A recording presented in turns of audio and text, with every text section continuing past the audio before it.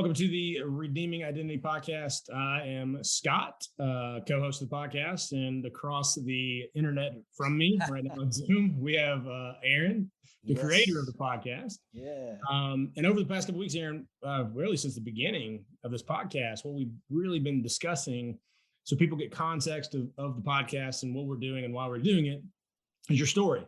And your story of struggling with mental health and same-sex attraction, sexual addiction, and how you have found freedom on this side of things and the struggles you've been through. And so tell me a little bit about what we're going to hear on today's podcast. Yeah. So on this, on this episode, Megan and I got to record last week. You were having some recovery stuff from some surgery and I've been out for a few weeks. Yeah. Well, we got together one time and we couldn't get the equipment to work. So yes. Yeah.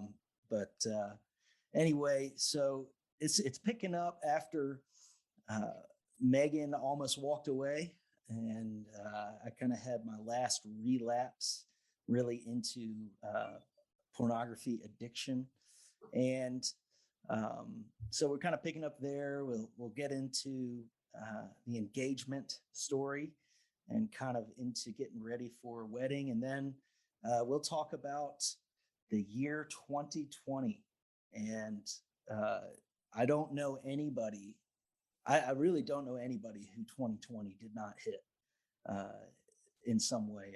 It would be rare to find anybody in our world that wasn't affected by COVID and just the crisis of everything shutting down and the world really shaking. And so get to hear that as well as the beginning portions of really a mental health breakdown that we'll finally get to next week or next episode. So we'll finally get to that next episode. But on this one, talk about the opening kind of portions of why I stopped taking my medication and the wrong beliefs behind that, that even delve into identity. I thought it would make me less godly, less of a husband, and weak. So those were kind of some of those thoughts. So kind of talking about identity there, and then Megan even sharing about her own battles when it came to us basically, or her basically losing a dream that she had for a long time for her wedding to look a certain way, her wedding day, and all that. So I really believe it's going to bless people. And I'm going to read this psalm now, and I share it again on the podcast. But just it's been very relevant the past few days for people in the circle. Yeah, including me. Yes, and I know, if you are living in, right now in 2022 September, and you live in the United States or anywhere, our world seems to follow what's happening in this psalm. And so I don't know what was going on in David's life or these sons of Korah in Israel back then, but Psalm 46. Here we go. God is our refuge and strength, an ever-present help in trouble. Therefore, we will not fear. Though the earth give way and the mountains fall into the heart of the sea, though its waters roar and foam and the mountains quake with their surging. There is a river whose streams make glad the city of God, the holy place where the Most High dwells. God is within her. She will not fall. God will help her at break of day. Nations are in uproar. Kingdoms fall. He lifts his voice. The earth melts. The Lord Almighty is with us. The God of Jacob is our fortress. Come and see what the Lord has done, the desolations he has brought on the earth. He makes wars cease to the ends of the earth. He breaks the bow and shatters the spear. He burns the shields with fire. He says, "Be still and know that I am God. I will be exalted among the nations. I will be exalted in the earth. The Lord Almighty is with us. The God of Jacob is our fortress." Let's go. Awesome, guys. Well, without any further ado, I know you don't want to hear us talk. You want to hear the story. So I hope y'all get a blessing out of this, guys. We're praying for you. And here's Aaron and Meagan.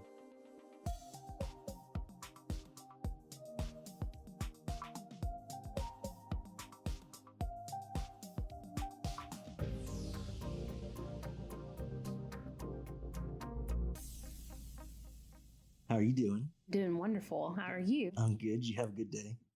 This is a normal day in my cubicle life. Tell me about your printer. My printer has finally worked the last 2 days. What are your general feelings towards your printer, though? I want to punch it, but it's going to be okay. I think the IT people want to punch it and do a lot more damage to it than I do, because I almost was very tempted to pull my camera out and videotape these men because they were huffing and puffing. Yes. It's great. So, but it's been great last 2 days. So I want to show you a video clip. I'm not going to do it on here, obviously.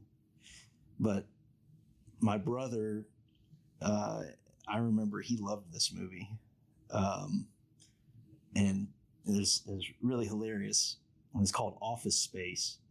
And these guys are in a cube farm type office, which is the type of office my wife works in.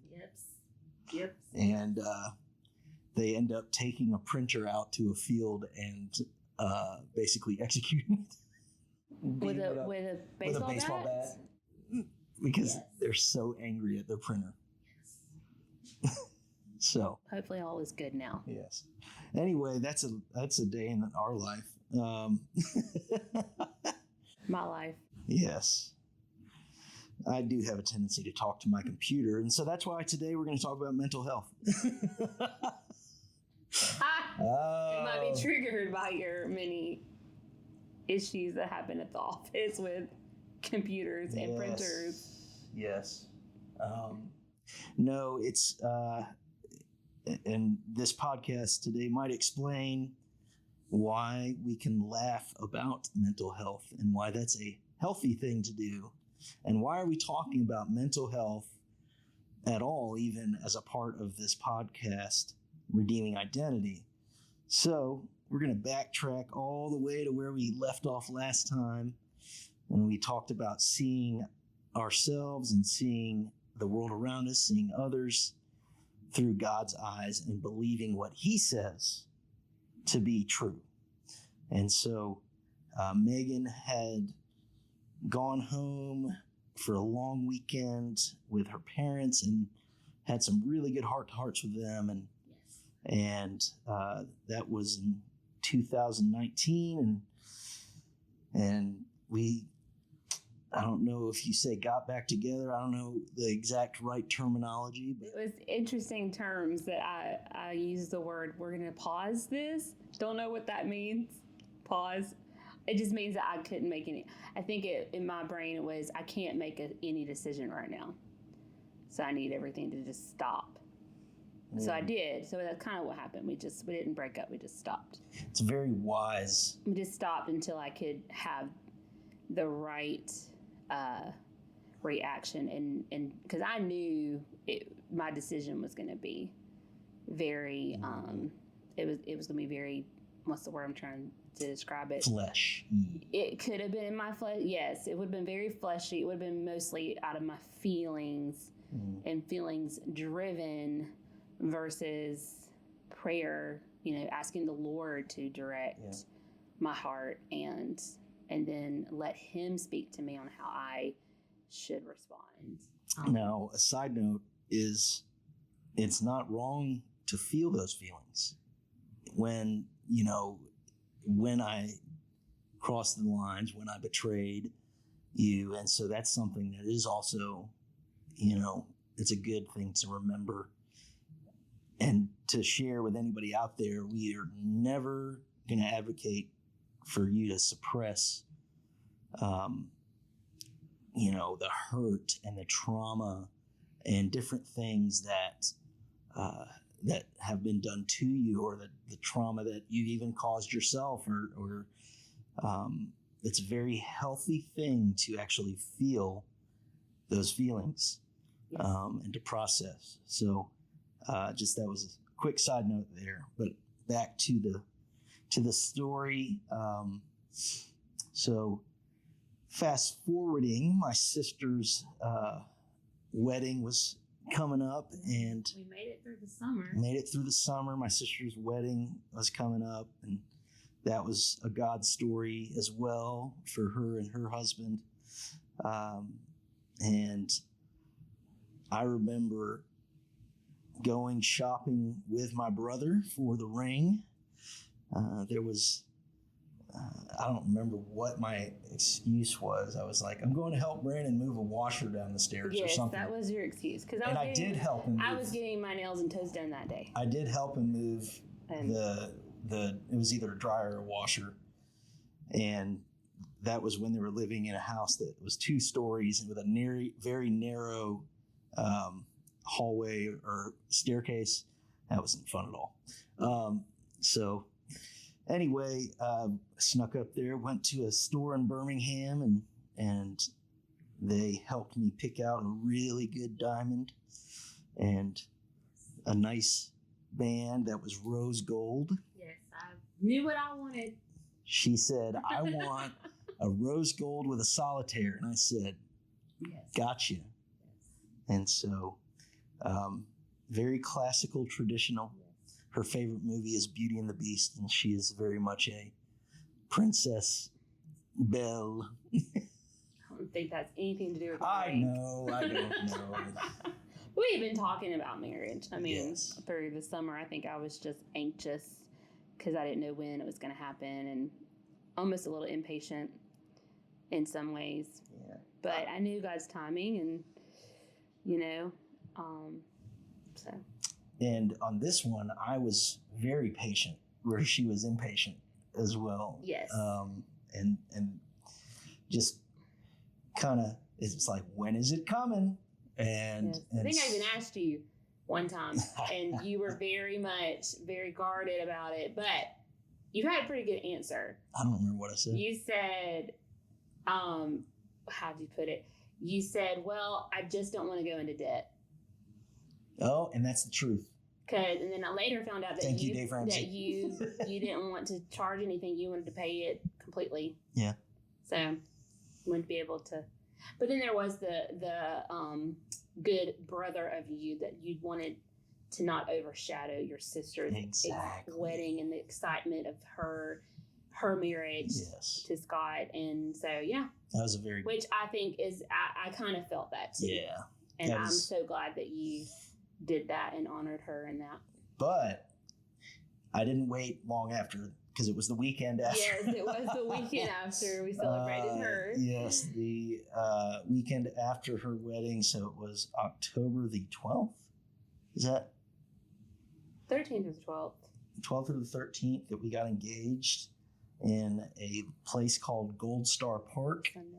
Our first date.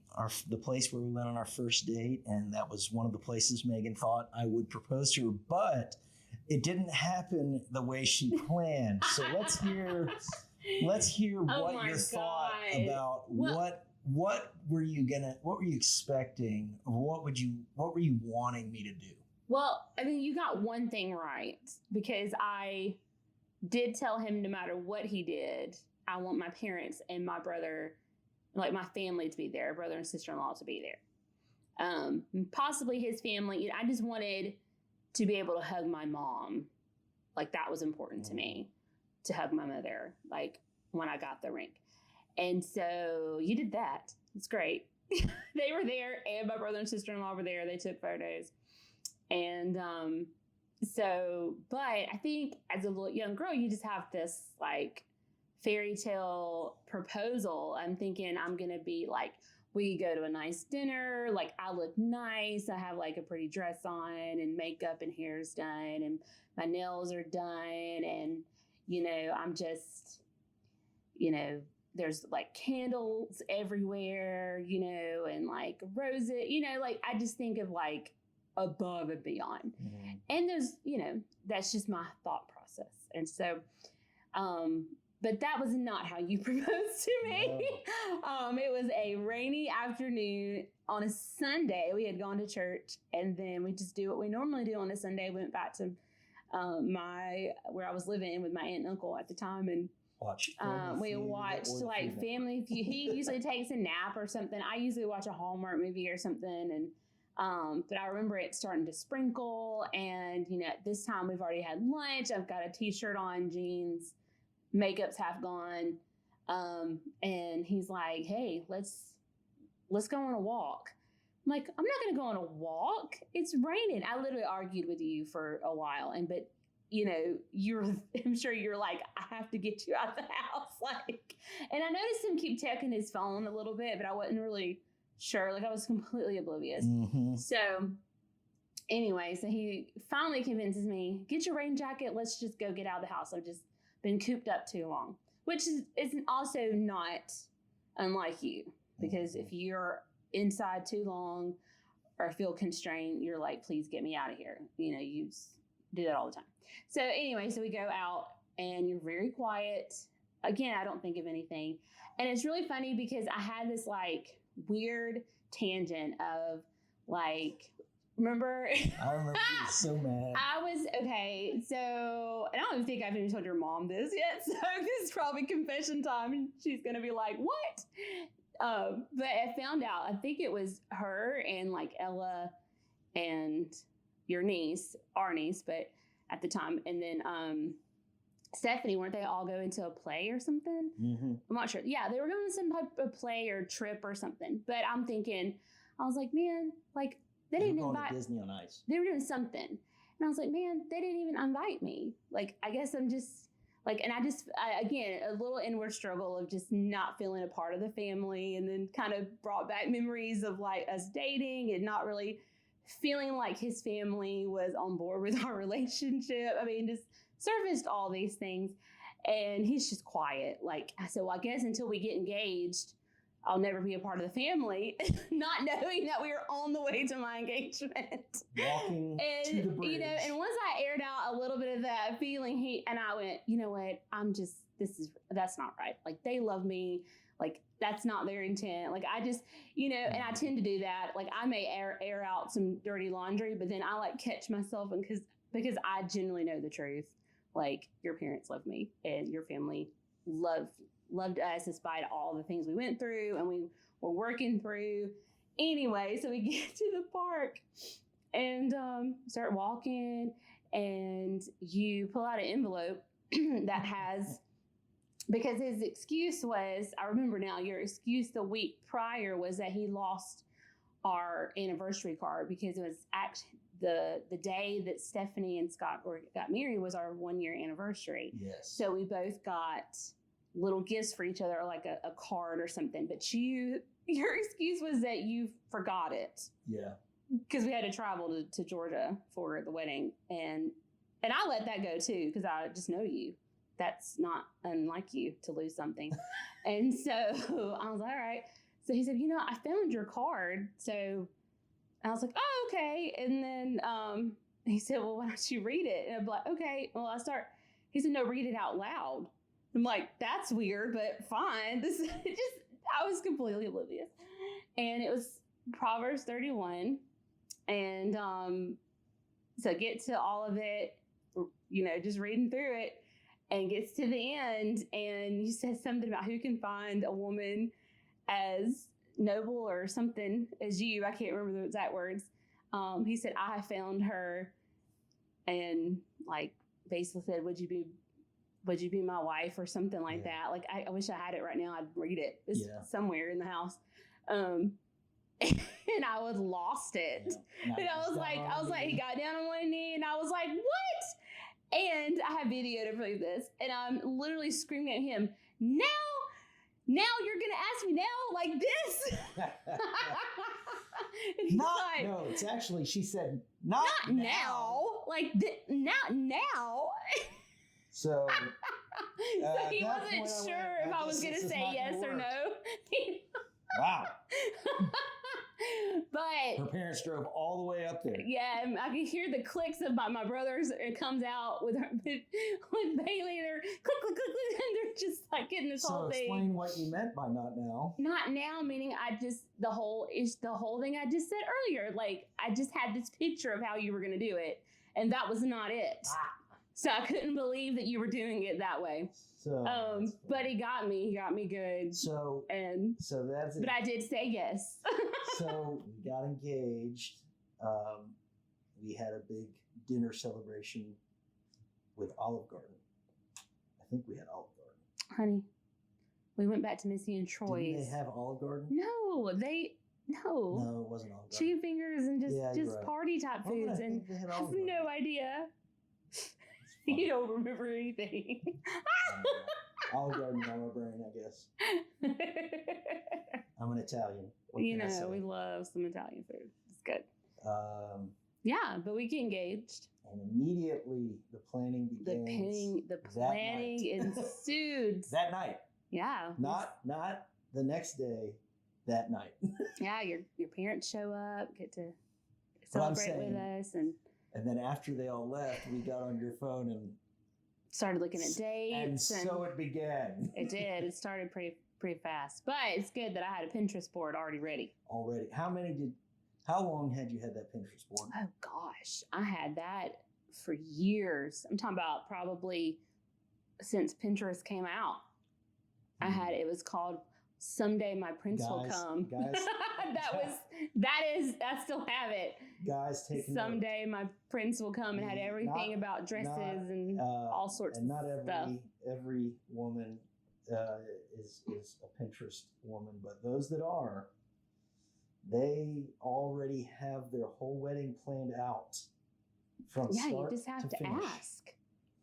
So, yeah, hey, I'm trying to help a brother and a sister out here. You know, there's a lot of people I know praying for God to bring them that the helpers suitable. If you look at the Old Testament words, or the one my soul longs for, and the whatever. What's the one you said? That is one.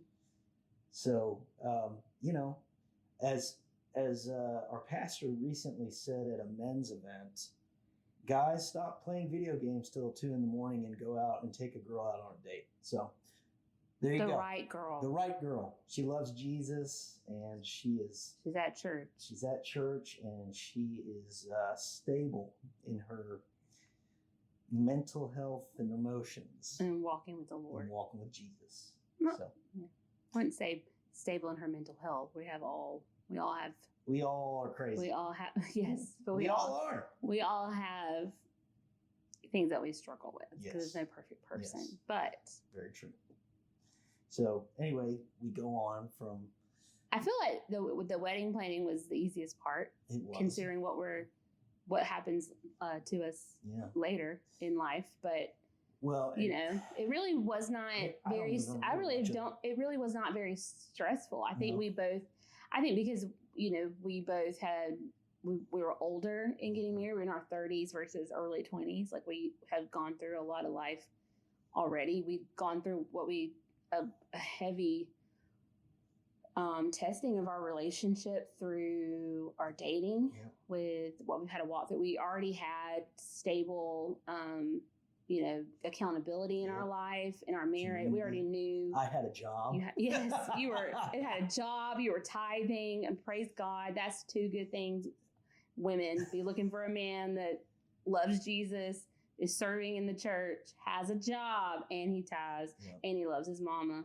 That's right. And you see how he treats her. That's a big deal. Because if he can treat his mom with respect, he'll treat you with respect. Yeah. Anyway, that was a side note. But yeah, I would think it was pretty easy. We just started planning. We planned the wedding for March. And, we're getting things lined up where we're living. I had started a new job in 2019. So all that was in order. The March would be March 2020. That was the date of our wedding, March 2020. And so, yeah, we just began to plan the wedding. We go through marriage counseling, get all the boxes checked. Yep. And 2020 came. Got the whole wedding planned. Yeah, it's planned, ready to go. Got everything lined up. So, a side note, 2020 came, and we go to a church that has what's called 21 days of prayer.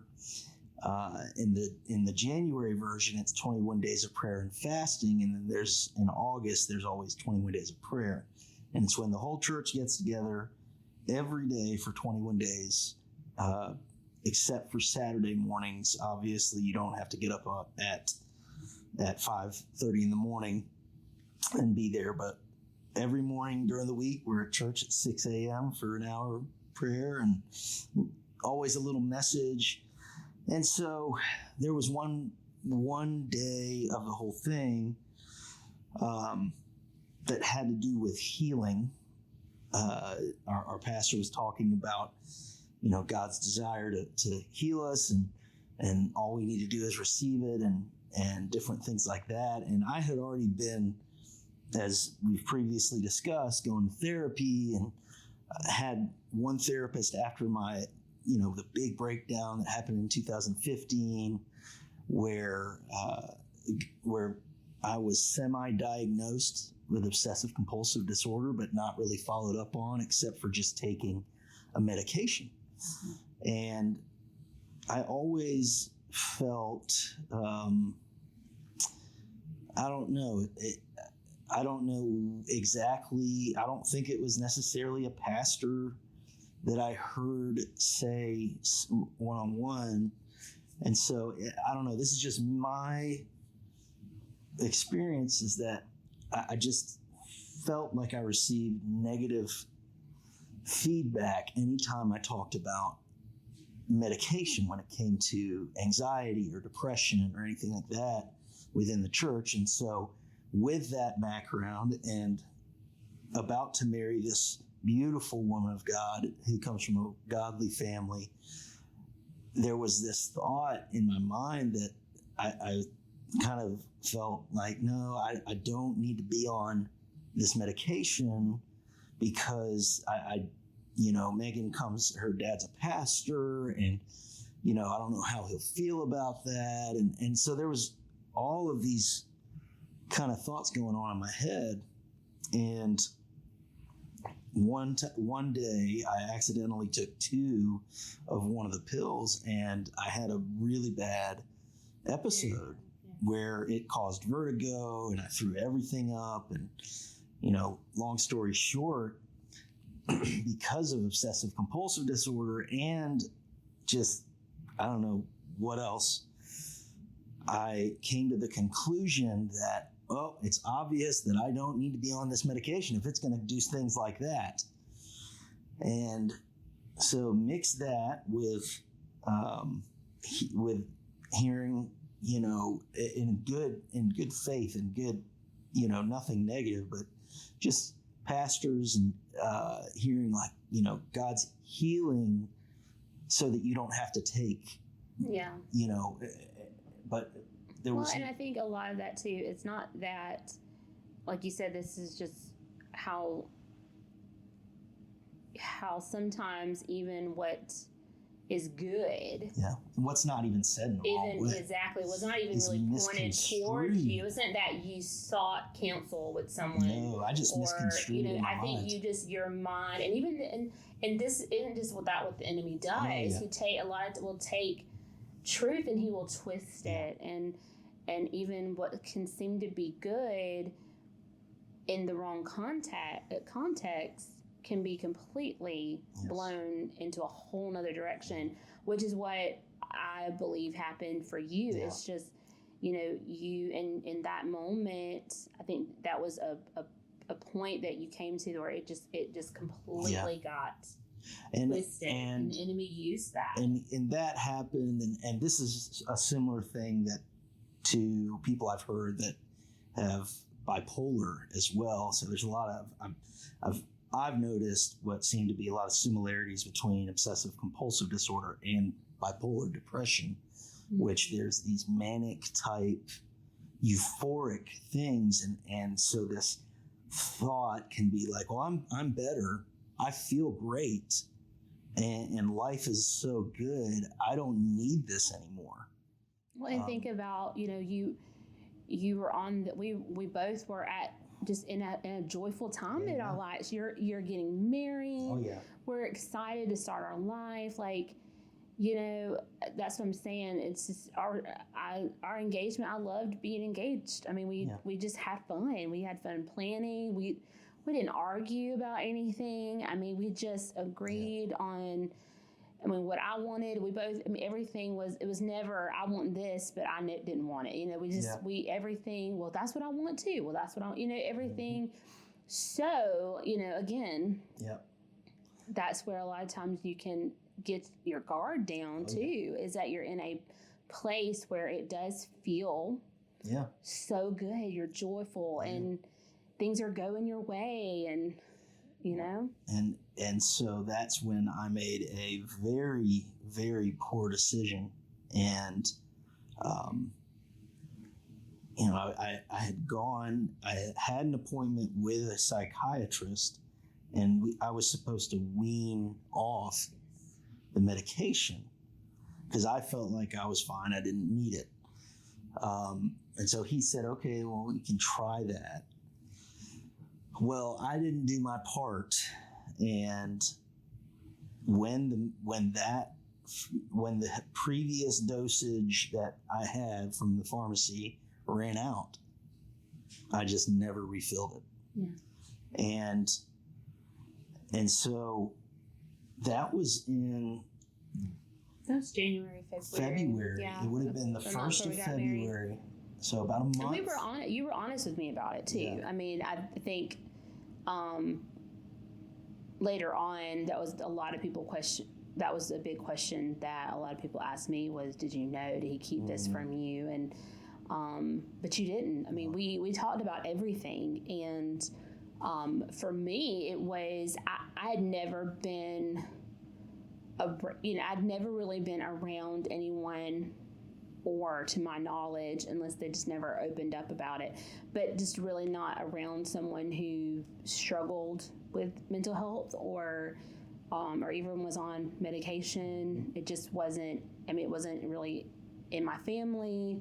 My background just wasn't really talked about. And, because we are a Bible believing church and we believe in healing and I just, my experience and my knowledge was, praying and believing for breakthrough through anxiety, depression, any type of illness, mental or physical, And so for me to hear you have such faith that, that you don't feel that you should be on this, that you feel like that you're not the man you were 5 years ago, and that you've progressed and don't feel like you need this medication, my initial reaction wasn't to say, to question that, because I wanted to trust you. I didn't know. I didn't know you 5 years ago. I'd never walked through that, never saw you. So I had no knowledge or understanding of the right questions to ask, unlike now. But then I did not. And I just wanted to have faith and believe with you. And I just supported you. I said, okay. But I did say this, which was one thing we had to work through, was how you did it. Because I did have enough knowledge to say, you need to do it the right way. But that was a mistake on your part, or just in the situation of just cold turkey, cutting it. And in the rush of our lives and the wedding, and I'm not with you 24/7 because we're not together. And so I'm not, unlike being your wife and being able to see you every day, I was only seeing you after work, when we would plan or have a date or something. And so I didn't know, if you were taking I wasn't asking. And again, my brain is about everything we talked about was about the wedding and about marriage. So there was no follow up. There was just that one conversation, and I just trusted you. I trusted that you knew what you were doing. So I just tried to support you in that. Yeah. Mm. So all of that's happening in the background. And I remember we're getting ready for the wedding, exciting. I remember early March, maybe late February, sometime early spring, either before March or something. I remember somebody saying, "What's coronavirus?" or something. I remember. Honestly, had not heard. I don't watch the news I watch more of the news now and news things now than I did back then in 2020. But I really had no idea what this was. So I remember I was in the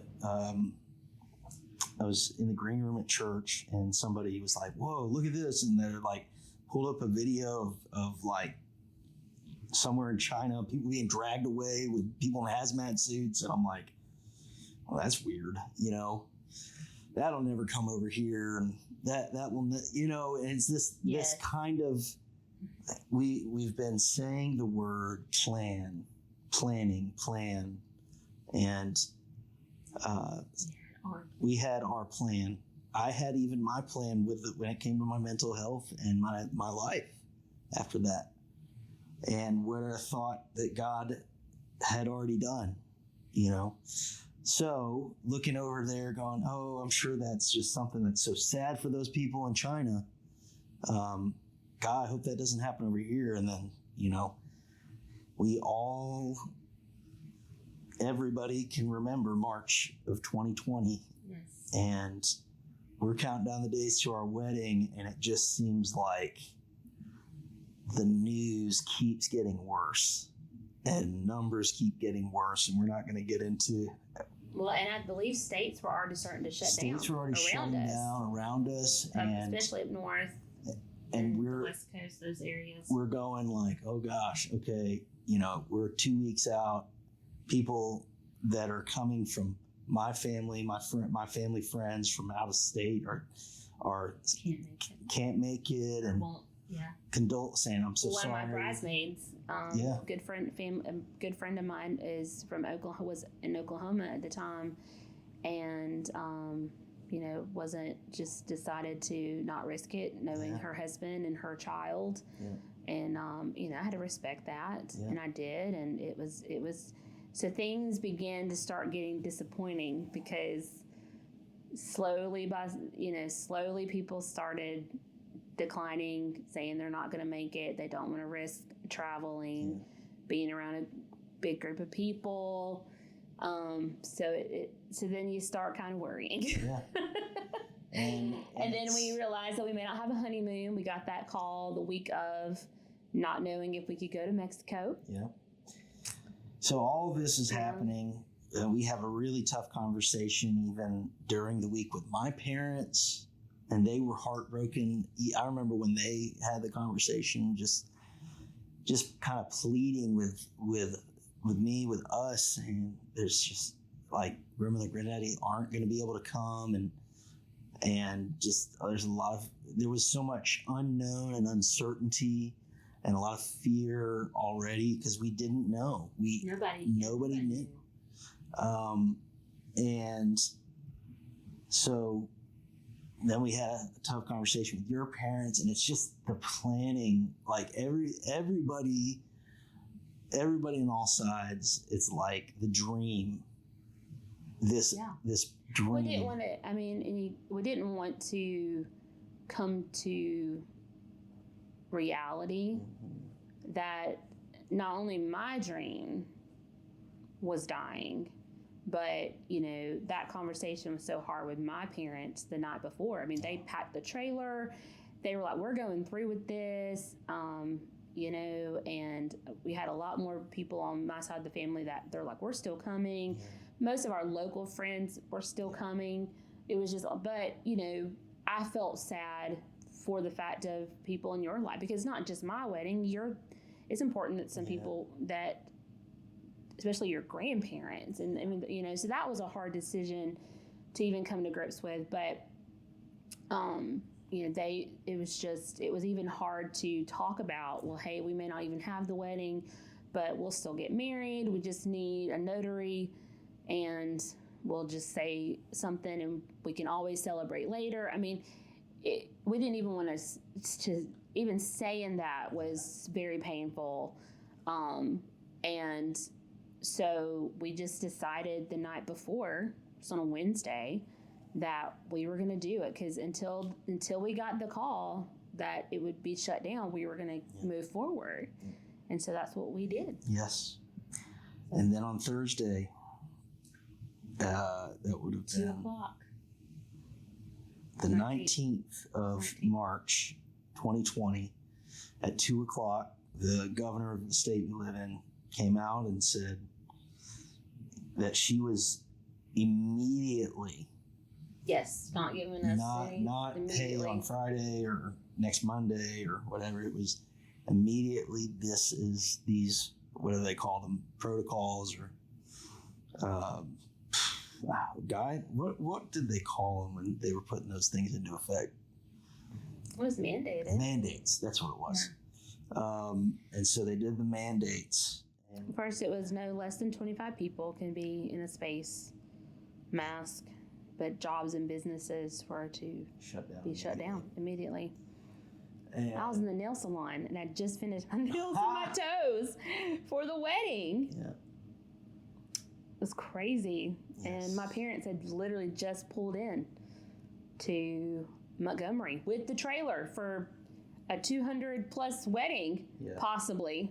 Probably had gone down to 150 with everybody canceling on your side. But still, we were having this thing, and I called you in hysterics. Mm-hmm. You left your job, and then we had to figure out what to do. Yeah, there was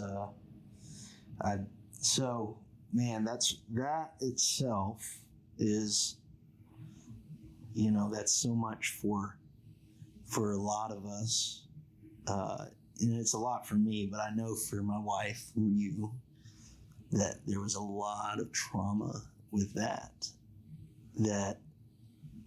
and you were not alone. And you said that, you know, and every time that you'd say it, I'd say, no, you need to feel this. Don't just go, well, I'm not I know other brides. No, it's like, feel it. It's okay.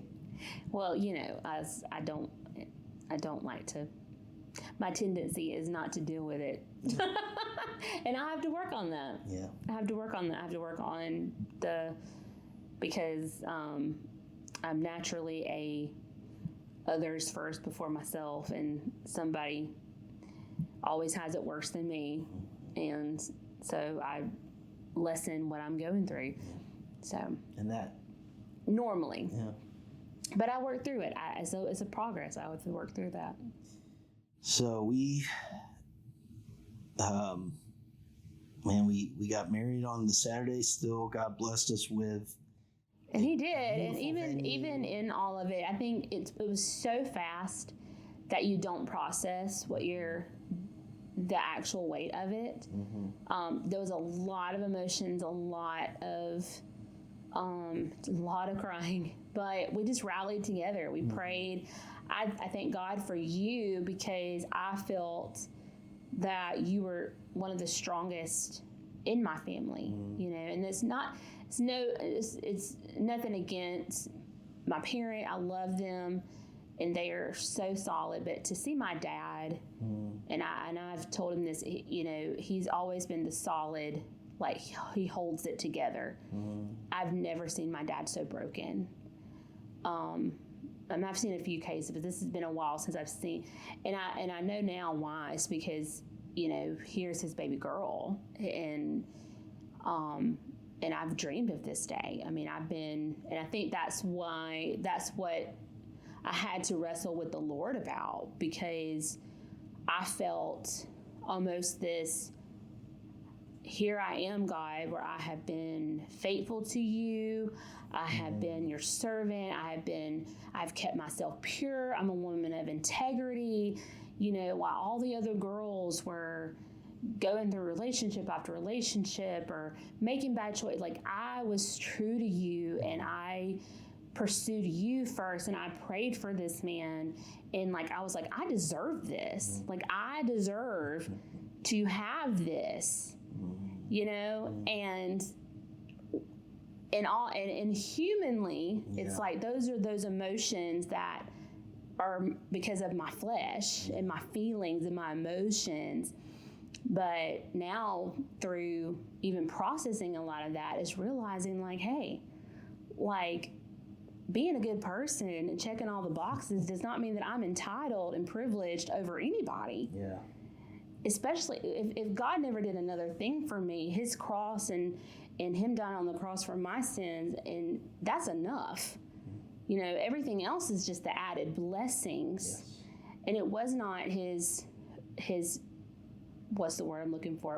It was not a punishment that this happened to us and to so many others that had weddings, that had graduations and prom and women that were giving birth. And, then you think of all the people that lost loved ones during that year that couldn't even be with them. And like so many things happened. And to be at that point of where I was, and I had to realize, like, I did not, just being those things did not give me the privilege or prevent me from going through hardship, if that makes sense. Because life happens. Yeah. Life happens, and we're not going to be exempt from testing or hardship. And that was just one of them. But, we banded together. It was a beautiful day. We were still able to celebrate with our family. I still wore my dress, and, it was very beautiful. We're able to put, mind you, we were the first to put our wedding on Facebook, although we did not get the credit. I was very upset with a local news channel that put one that like 3 weeks later, and they're like, they're doing it on Facebook, and they're so innovative, and I was just like, what? We did it the weekend it happened. There was so much going on. Anyways, I thought, and that's me. I'm all about, I'm competitive. So Right. no, but we did pray. We prayed.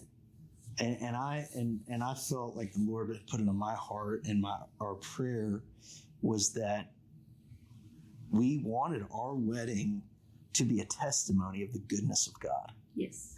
And his redemption, because of our story and because of everything and that God had already done, and that, the prayer was that God would use it to just even bring people, draw people to him, touch, heal.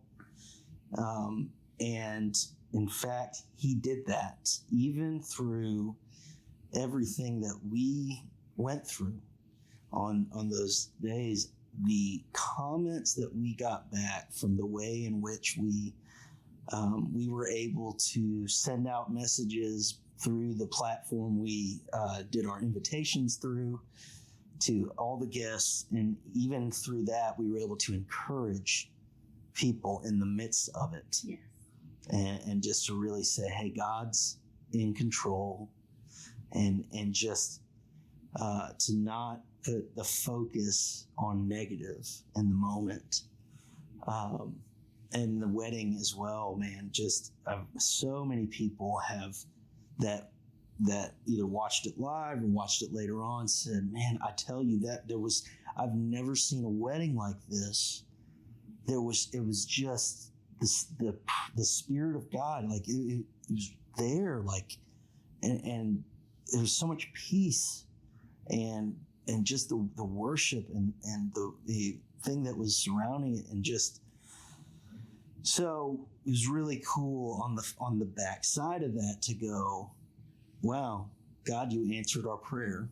Yeah. Not in the way that we It wasn't in the way we expected. expected. Again, like we had our plan. Yeah. And we do that. Like we humanly, we have our plans, but sometimes our plans is not ultimately where God's going to be taking us. Yeah. And I remember the dance with my dad, and that was, whew, Lord.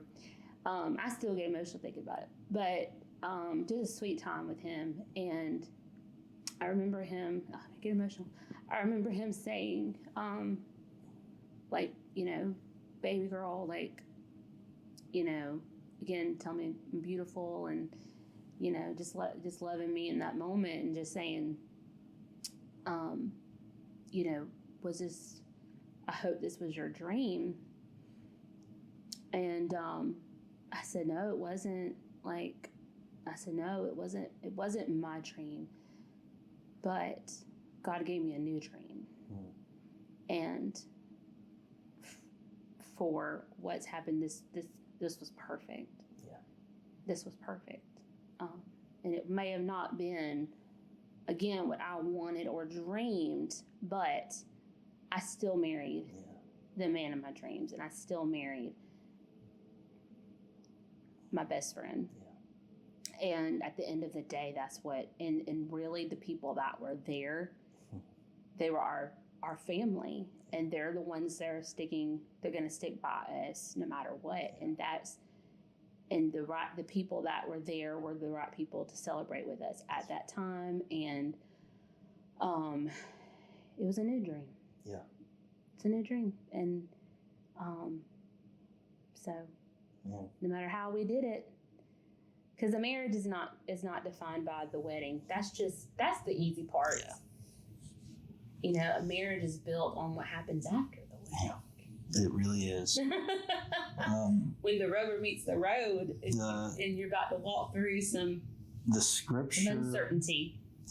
So the scripture that God gave me this morning was Psalm 46. I've already shared this with my wife.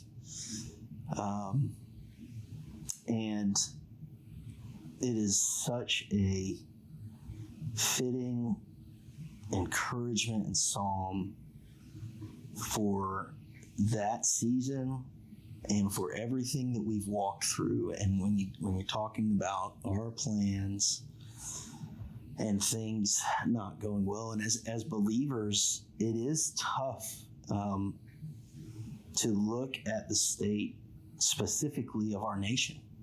It's hard for me to see how far from God that we've seemingly come, and just from the foundations of faith and from honoring God, and so we see everything that's happened, and it's easy to just throw our hands up and just give up and just throw in the towel and just say, well, what's the point anymore? And and I feel like what got us through that was our foundation of faith. And one of the songs we sang was, I will build my life upon your love. It's a firm foundation, and I'll put my trust, it's in you alone, and I will not be shaken. And it's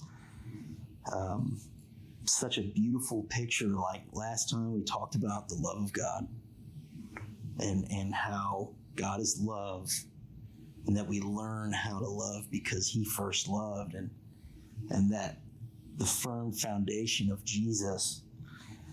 And so Psalm 46, I don't know what was going on in their world when they wrote it, but it starts out, God is our refuge and strength, an ever-present help in trouble. Therefore, we will not fear, though the earth give way, and the mountains fall into the heart of the sea. Though its waters roar and foam, and the mountains quake with their surging, there is a river whose streams make glad the city of God, the holy place where the Most High dwells. God is within her. She will not fall. God will help her at daybreak. Nations are in uproar. Hello. Kingdoms fall. He lifts his voice.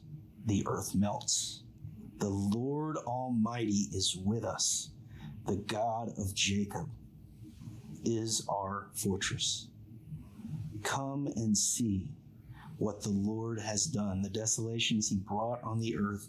He makes wars cease to the ends of the earth. He breaks the bow and shatters the spear. He burns the shields with fire.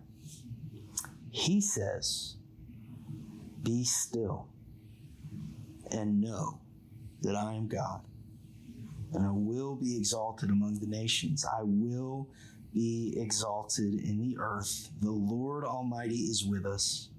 The God of Jacob is our fortress. And 3 times they repeat that the Lord Almighty is with us, and the God of Jacob is our fortress. He's our safe place. Yeah.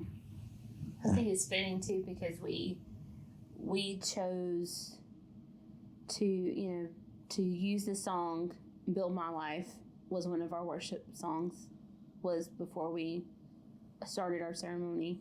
And then the last song, "The Blessing," had just come out with Cody and Carrie. Yeah. And a part of that song is "He is with you." And I believe God used our ceremony, which is so beautiful, because isn't that the picture of Christ? Like, we are the bride of Christ. And just to have that picture of covenant, of unity under God, and 2 becoming one, is so powerful. And that message of He is with you, because we all were about to face the unknown as a country, as a nation.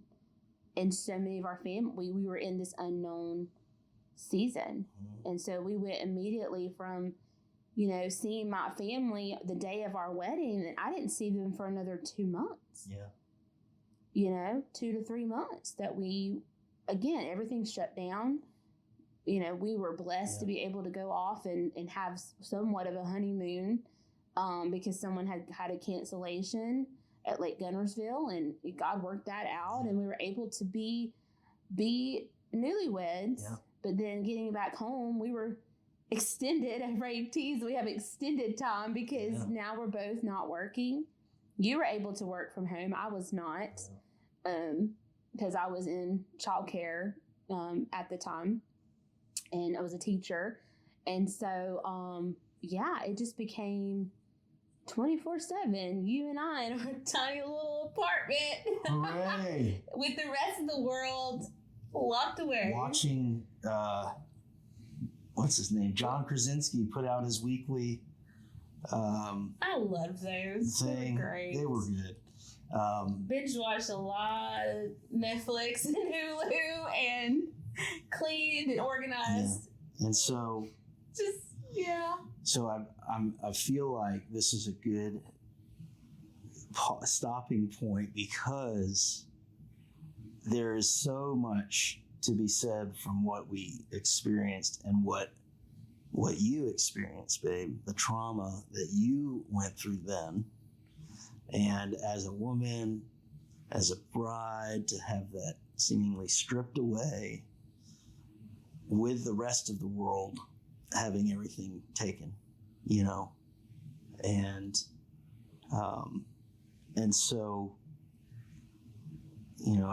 I think that this is just a good encouragement to me, to all of us, in knowing that He is with you, and that will really come in next time, because I know there's so much also packed into what you will hear about next time, which is a very a place that I never thought in a million years, and my wife probably never imagined that what we would walk through when that medication that I stopped taking at home. being stuck at home. And when that medication reached the end of its, I think the term is half-life, when you talk about that, when it finally left the system, and literally that's when the bottom really dropped out. And so we'll leave you with that, but we will also leave you with, in the midst of the unknown of your lives, in the midst of wherever it is. I love in Psalm 139, it says that I can be in the depths of the sea, the very farthest places on the other side of the earth, and he's right there with me. And so no matter what's going on in your life, and we experienced that specifically, how God was so present in our trouble that he answered our prayer and reached maybe even more people, because there would have only been 250-ish at our wedding. It would not have been streamed. But later on, to find out that it had been streamed over 1,300 times is amazing. And that they heard the gospel, they heard the name of Jesus. On your side that didn't know the Lord. Yeah. And just to have, wow, what an amazing thing. So you never know when you are walking through something that's a gut punch, that God is still there and he's still working. And I promise you, if you build your life, I love that. I will build your life, that what the song says, upon your love, and I will not be shaken. And that is one of the main premises of the entire Redeeming Identity podcast, is going all the way back to what the Israelites would have to constantly remind themselves. Give thanks to the Lord, for he is good, and his love endures forever.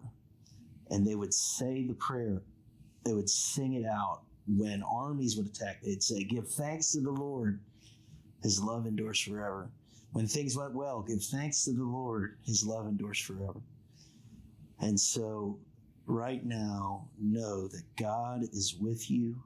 He is good, and his love endures, and his love will endure, which is to persevere, and you will get to the other side of this, whatever it is you're walking through. We love you, and we are just so thankful that you have tuned in, and we'll see you or talk to you next time.